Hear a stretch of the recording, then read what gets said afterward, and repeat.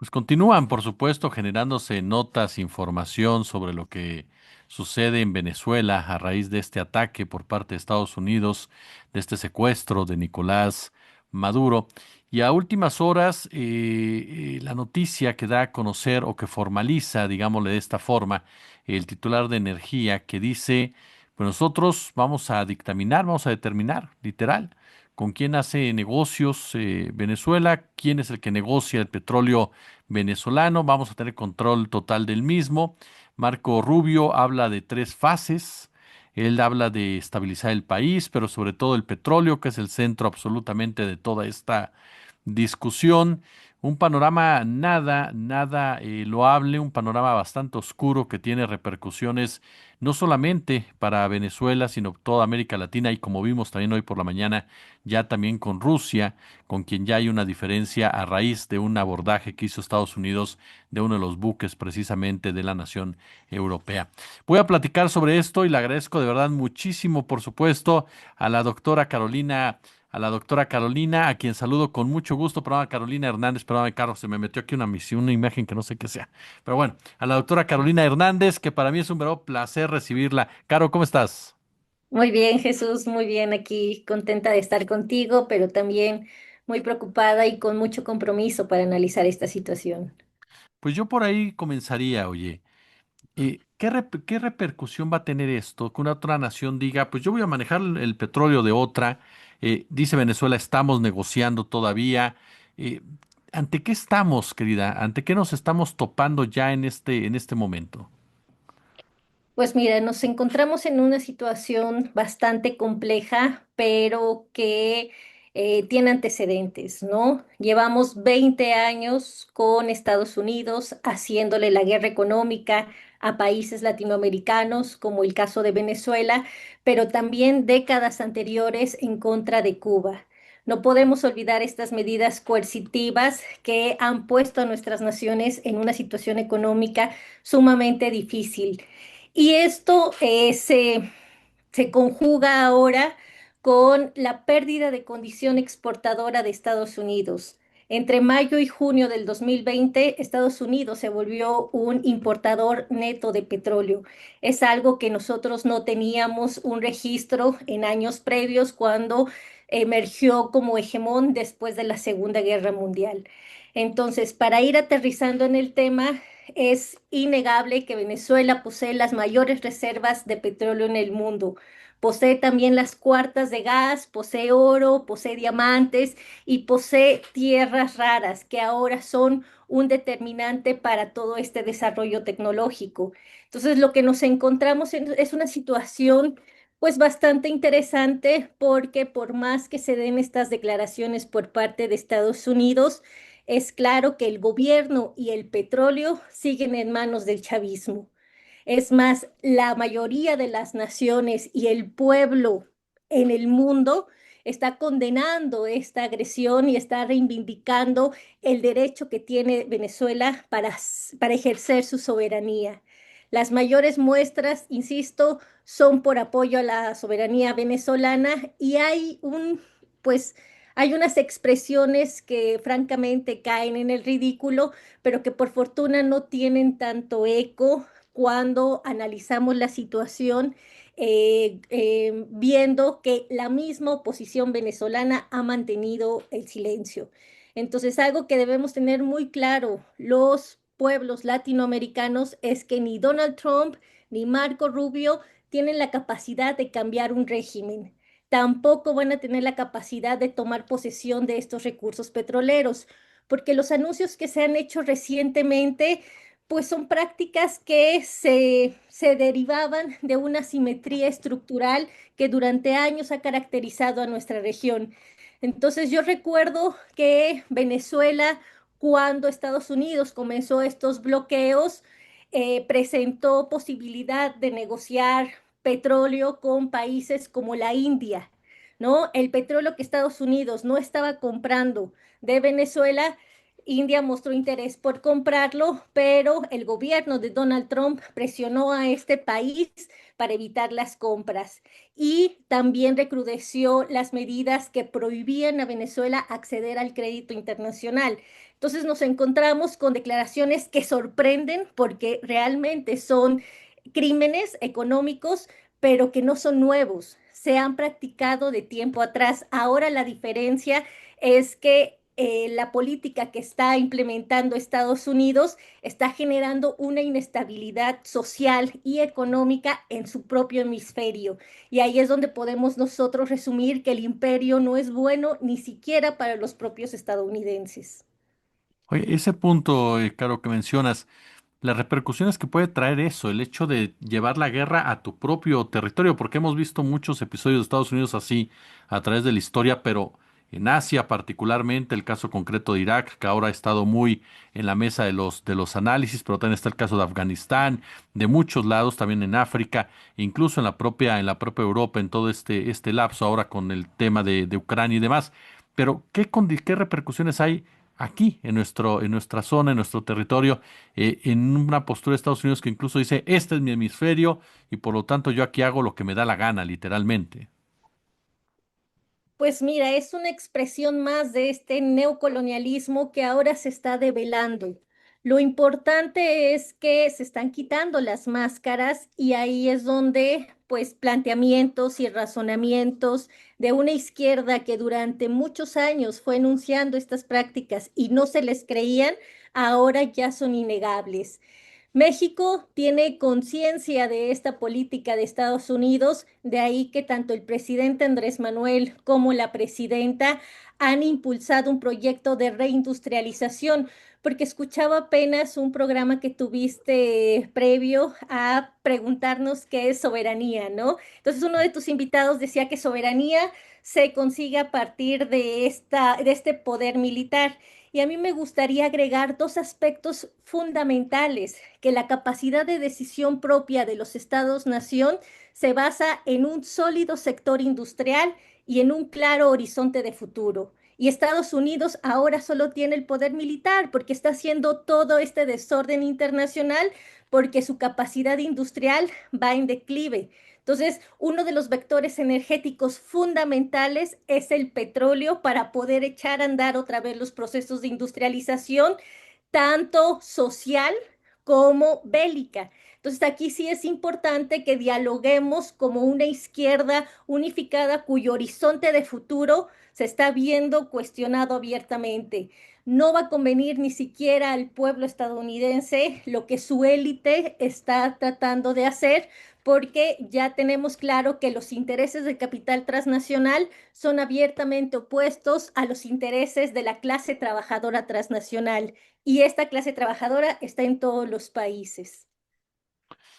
Mencionabas al principio de manera excelsa, Caro, Venezuela sigue teniendo el control como tal y todos sabemos cómo se mueve Trump, cómo extorsiona a Trump, cómo pone la pistola en la sien, cómo dice una cosa y resulta que no es tan cercano a lo que le está diciendo. Recuerdo mucho el caso de Irán, cuando decía volamos todo lo que es el aspecto nuclear de Irán y en realidad nunca mostró absolutamente ninguna prueba al respecto, ¿no? ¿Cómo tiene el control Venezuela de esta situación en este momento? ¿Cómo consideras tú que tiene Venezuela el control como tal de la situación, o por lo menos la posibilidad, por supuesto, de no aceptar este tipo de chantajes de Estados Unidos? Es que el pueblo venezolano lleva décadas haciendo una revolución social. O sea, los venezolanos han cuestionado abiertamente las democracias liberales, que no son otra cosa que las democracias de las minorías. Y los venezolanos, pensando, por ejemplo, en los discursos del presidente Chávez, también fueron los primeros en criticar todas esas justificaciones ideológicas que impulsaron la legitimidad hasta moral de las intervenciones militares en otros territorios. Eso les molestaba mucho a los defensores de las democracias liberales, que mantenían una retórica de la seguridad nacional y que estaban en pro de contener el comunismo y que además también justificaban las famosas guerras preventivas. Entonces, los venezolanos vienen de un trabajo de politización que por fortuna ahora con esta coyuntura se ha demostrado que estaban en un horizonte certero en el diálogo, en la reflexión, y por eso sí es importante que empecemos a dialogar entre nosotros para poder reconstituir un nuevo orden internacional en el cual los intereses de las clases trabajadoras a nivel mundial también tengan representación en los organismos reguladores a nivel internacional. Es una vergüenza que hoy tengamos una ONU que parece ser la Organización de las Naciones Desunidas por todas estas asimetrías en tanto, pues, la forma en la que se discute. Entre broma y no broma, decía hace un momento que cuando escuchábamos al Consejo de Seguridad, las expresiones y una racionalidad bastante congruente con lo que está pasando, se contraponían con las declaraciones del representante de Estados Unidos y otros países genocidas y veíamos que la ONU parecía, como dicen los jóvenes, que escuchaban pero no juzgaban. Entonces ahora que el peligro se está metiendo a nuestro vecindario, sí es sumamente importante que nos politicemos, que recuperemos los conceptos y los avances políticos que se han desarrollado en Venezuela y en otras propuestas de alternativa, porque lo que necesitamos crear es nuevas alternativas, fortalecer las que ya existen y, por supuesto, una nueva institucionalidad a nivel internacional. Tú conoces mucho el tema de China, el comportamiento de China. Tú y yo incluso platicábamos un día sobre el mismo tópico y nos aleccionabas mucho sobre el mismo. ¿Cómo entendemos la postura hoy de China en medio de todas estas diatribas que se han dado? Algunos que dicen China se tiene que meter más, China no se ha metido, ¿qué papel está jugando China? Pero tú que conoces a fondo a China, ¿qué esperamos de China y cómo ves el comportamiento de China?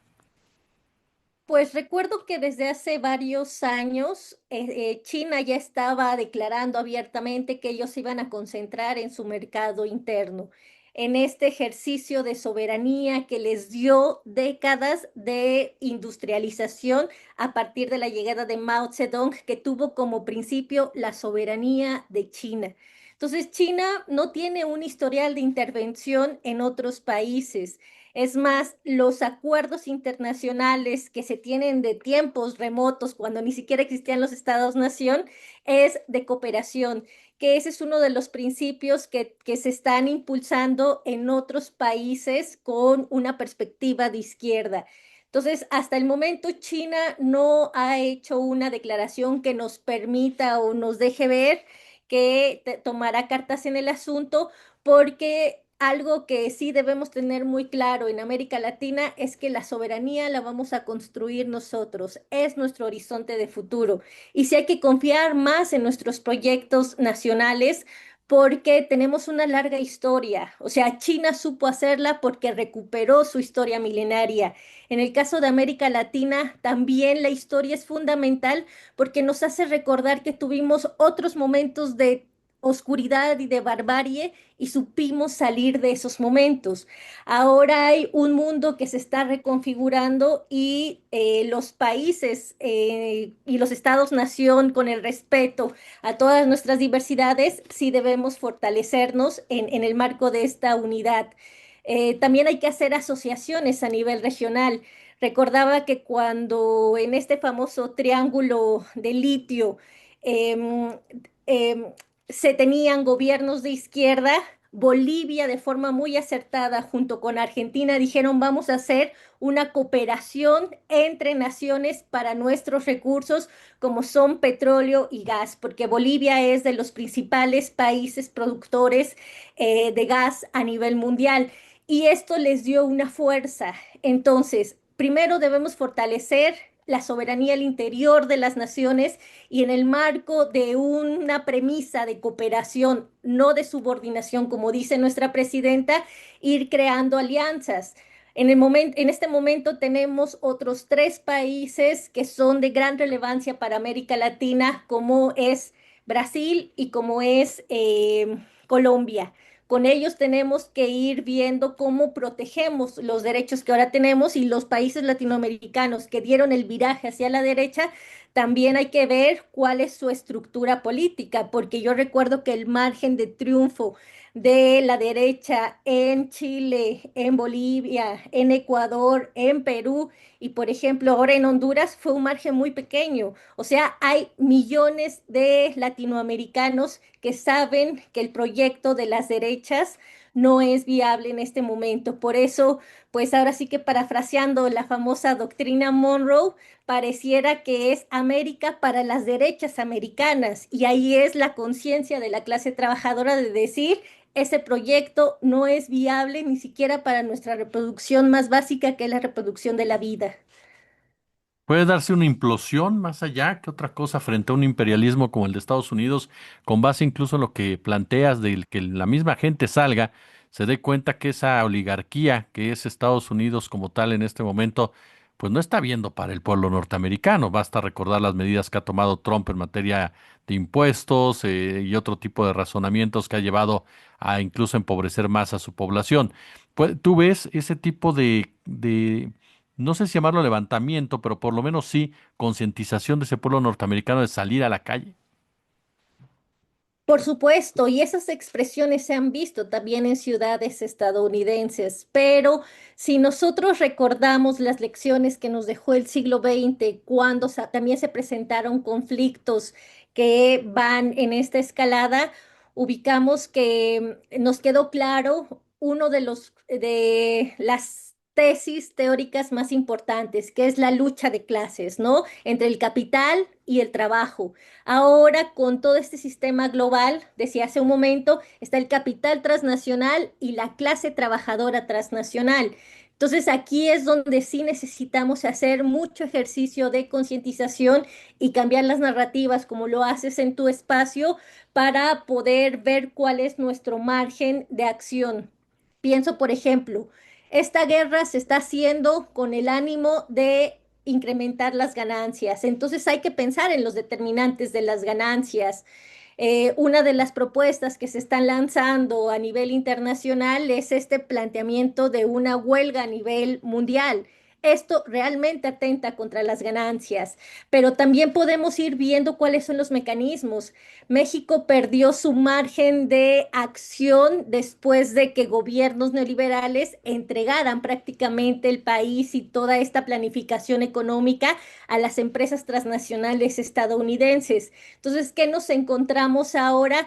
Con una necesidad de pensar también dentro de este escenario tan complicado, cuáles son las posibilidades, porque seguro que las hay, de tener esta cercanía con Estados Unidos, tener 30 millones de mexicanos en Estados Unidos y encontrar las contradicciones de algo que se nos presentó durante muchos años como negativo y sin posibilidad de cambiar. Entonces ahí es donde tenemos que ver cuál es el lado positivo, cambiando ahora sí que la metodología de análisis, de tener este proceso de tanta integración entre México y Estados Unidos, porque Estados Unidos también depende ya de México.